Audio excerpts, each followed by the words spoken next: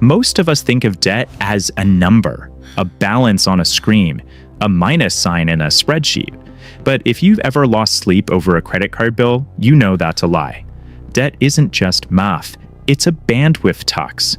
Psychologists have found that carrying chronic debt actually lowers your functional IQ by up to 13 points. It's like trying to run a marathon while breathing through a straw. You're not just broke, you're cognitively suffocated. And this is where the trap snaps shut. Because your brain is in survival mode, you make short-term decisions that keep you trapped. You pay the minimum, you panic, you stay safe, hoping for a miracle. But what if I told you that this heavy, crushing boulder you're dragging is actually fuel? What if the very thing holding you back could be the engine that launches you forward? Today, we're not just talking about paying off debt. We're talking about alchemy. We are going to turn your bad debt into a wealth loop. To break the loop, we first have to suit a cage. Most people live in what behavioral finance calls the vicious cycle. You earn money, but a chunk of it immediately vanishes to service the past. That's interest.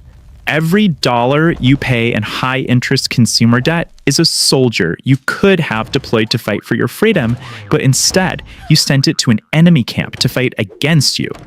But here's the behavioral twist. The pain of paying this debt feels so bad that our brains try to avoid looking at it. It's called the ostrich effect. We bury our heads, we automate the minimum payment and hope it all just goes away. And while we hide, inflation and compound interest are working 24/7. This is bad debt. It extracts value from your life without adding anything back. It consumes your future labor to pay for past consumption. But not all debt is bad. The wealthy don't avoid debt, they collect it. But they use a different kind of debt. They use debt that is tax deductible, low interest, and most importantly, tied to an asset that grows. The problem isn't that you have debt. The problem is that your debt is lazy. It's sitting on your couch, eating your food, and not paying rent. It's time to put it to work. This is the wealth loop. It relies on a strategy often called debt recycling or velocity banking, but simplified for our psychology. The core mechanism is this. We are going to take high-cost, non-deductible debt and slowly transform it into low-cost, deductible, asset-backed debt. Imagine you have $10,000 in credit card debt at 20% interest. That is costing you $2,000 a year just to exist. If you pay that off, you get a guaranteed 20% return on your money. There is no stock in the world that guarantees you a 20% risk-free return. So step one of the wealth loop is consolidation and optimization. We need to stop the bleeding. This might mean a 0% balance transfer, a personal loan at a lower rate, or using equity. But here is where most people stop. They pay off the debt, breathe a sigh of relief, and then they stop moving. 6 months later, the debt creeps back. Why? Because they fixed the math, but they didn't fix the system. A wealth loop doesn't just destroy debt. It recycles the cash flow you freed up into assets. This is the loop. 1, you lower the cost of the debt. 2, you take the money you were wasting on interest. 3, you invest it into an asset. 4, the asset generates returns. And 5, those returns help pay off the remaining debt even faster. You are turning a linear line, paying bills until you die, into a flywheel, a wealth loop that reverses the flow of money. Here's the blueprint. Phase 1 is what I call the bandwidth reliefs. It starts with a simple, brutal list. Write down every single debt you have. Don't just list the balance. Write down the interest rate next to it. That percentage, that's the drag on your financial engine.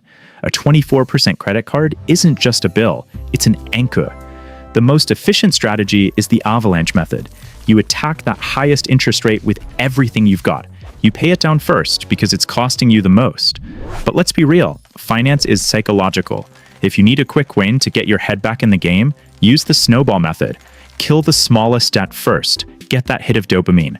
The goal here isn't just about the numbers. It's about freeing up your cognitive bandwidth. It's about getting your brain back online so you can think clearly about your future. Once a debt is gone, you hit phase 2, the recycle.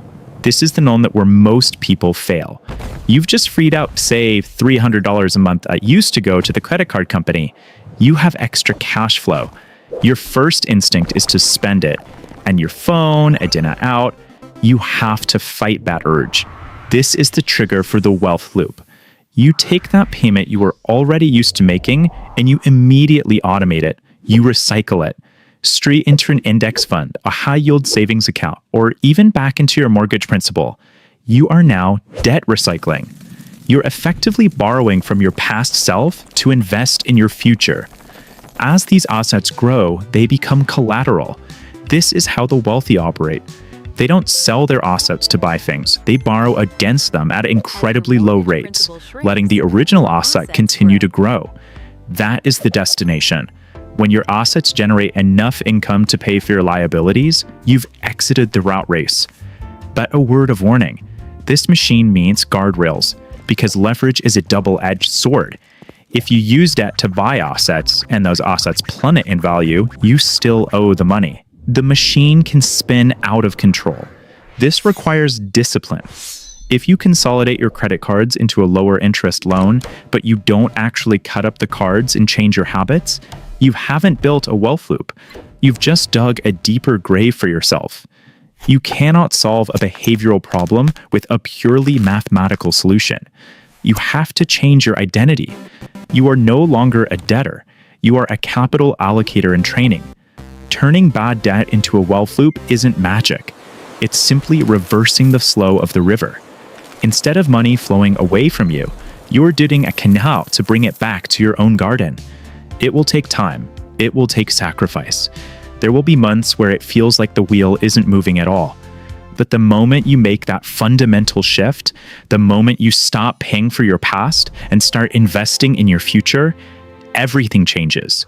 The fog lifts, the mental bandwidth returns, you can finally breathe again. If you're ready to stop pushing the boulder and start building the windmill, you're in the right place.